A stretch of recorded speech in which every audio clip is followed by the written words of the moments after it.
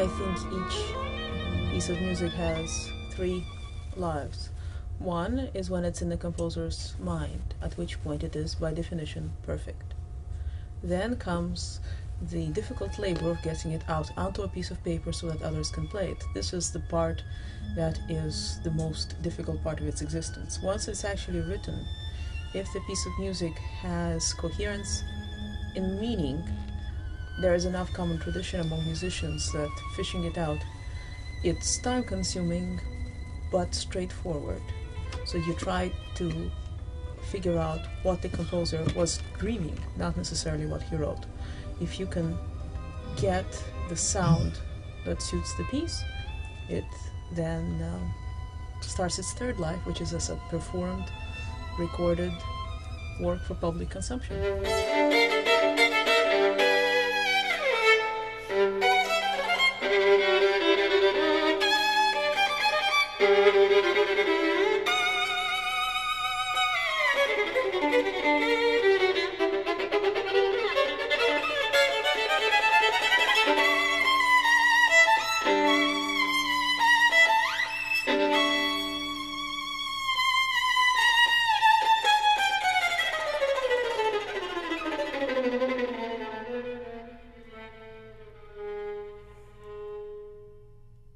I love playing that instrument that is inherently soft. However, I'll be the first to admit it is a treacherous minefield to put a guitar in front of a symphony orchestra, no matter how great the orchestra and how great the conductor.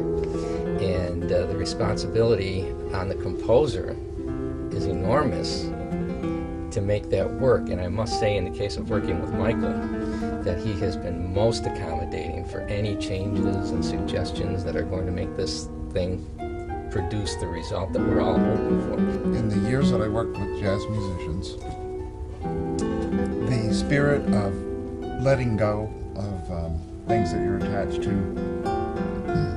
plays a huge role in what I do once it comes off the paper.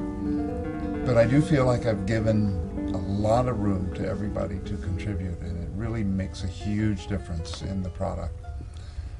I literally collaborated with Anastasia on this piece. She's written large portions of it, changed large portions of it so that they can be played in a very... Changed a few notes. She changed a few notes. So it will sound like I was playing in tune.